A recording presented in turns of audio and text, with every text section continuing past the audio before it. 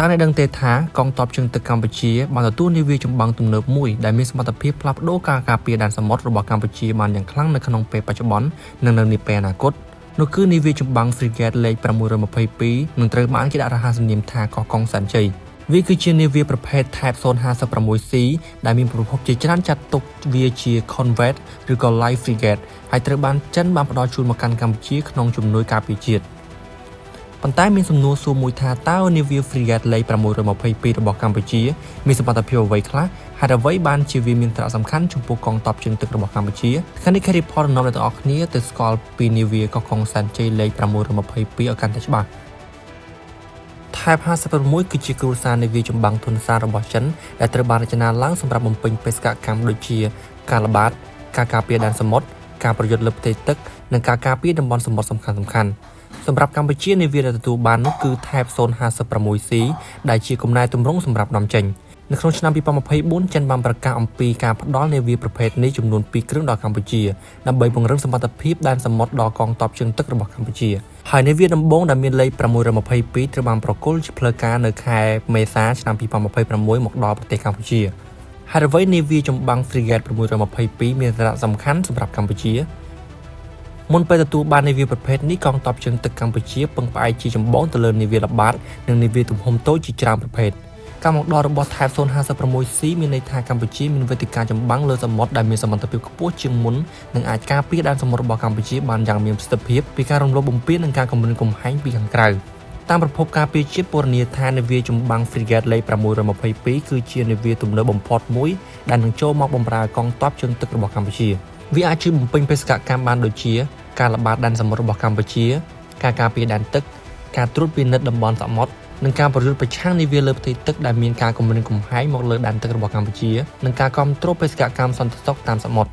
និយាយឲ្យខ្លីគឺវាមិនមែនគ្រាន់តែជានាវាល្បាតធម្មតានោះទេប៉ុន្តែវាក៏មានសមត្ថភាពប្រយុទ្ធនៅលើផ្ទៃទឹកបានផងដែរលក្ខណៈបច្ចេកទេសនាវាដែលកម្ពុជាទទួលបាននោះគឺជាប្រភេទនាវាការពារឆ្នេរសមុទ្រធុនស្រាល Corvette ឬក៏ Light Frigate ថ្នាក់ Type 056ដែលផលិតដោយប្រទេសចិនដែលវាមានទម្ងន់ផ្ទុកប្រហែល 1,500 ទៅ 1,800 តោននៅពេលផ្ទុកពេញចំនួនផ្ទុកវាអាចផ្ទុកកម្មាភិបាលនិងនាវិកបានប្រហែល60នាក់អាវុធសំខាន់និងប្រព័ន្ធមីស៊ីលនាវា Frigate របស់កម្ពុជាបំពាក់នូវប្រព័ន្ធមីស៊ីលដូចជាមីស៊ីលប្រឆាំងនាវាបំពាក់ទៅដោយបំពង់បាញ់មីស៊ីល YJ-83 ចំនួន4ដើមសម្រាប់កំទេចនាវាចម្បាំងសត្រូវពីចម្ងាយនិងបំពាក់ជាមួយនឹងកាំភ្លើងធំចម្បងកាំភ្លើងធំប្រភេទ HPJ-26 ទំហំ76មីលីម៉ែត្រចំនួន1ដើមនៅផ្នែកខាងមុខនាវាកាំភ្លើងនេះអាចប្រើប្រាស់សម្រាប់ប្រឆាំងគោលដៅលើផ្ទៃទឹកនិងគោលដៅផ្សេងៗនៅចម្ងាយសមស្របបានផងដែរ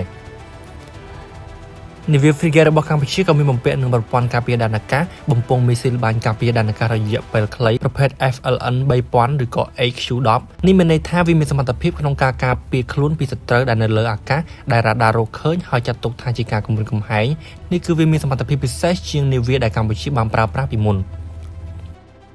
វាក៏មានបំពាក់ជាមួយនឹងកាំភ្លើងការពារចម្ងាយជិតកាំភ្លើងស្វ័យប្រវត្តិបញ្ជាពីចម្ងាយប្រភេទHPJ-17 ទំហំ30មីលីម៉ែត្រចំនួន2ដើមដែលមានតួនាទីសំខាន់នៅក្នុងការការពារខ្លួនពីគោលដៅរយៈចម្ងាយខ្លី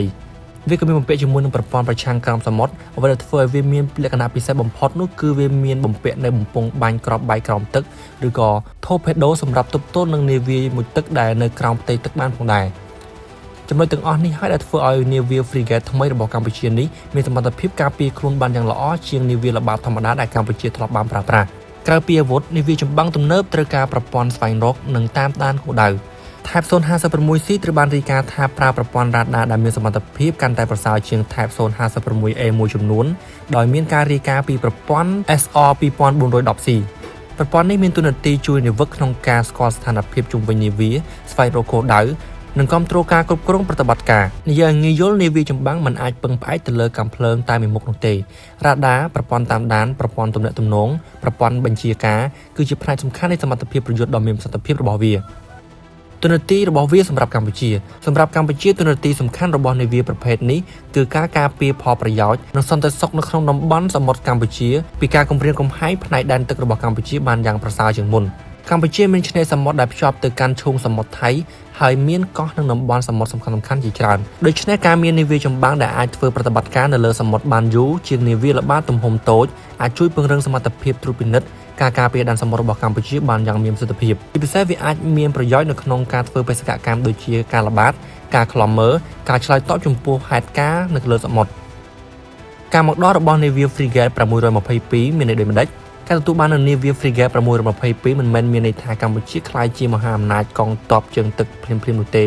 ប៉ុន្តែវាជាជំហានដ៏សំខាន់មួយនៅក្នុងការធ្វើទំនើបកម្មកងទ័ពជើងទឹករបស់កម្ពុជាដោយសារតែ Navy ទំនើបមិនអាចប្រើប្រាស់បានសមត្ថភាពពេញលេញប្រសិនបើគ្មានការបណ្ដុះបណ្ដាលនាវិកការថែទាំគ្រឿងចក្រប្រព័ន្ធផ្គត់ផ្គង់គ្រឿងបន្លាស់និងការហ្វឹកហ្វឺនប្រតិបត្តិការនោះទេ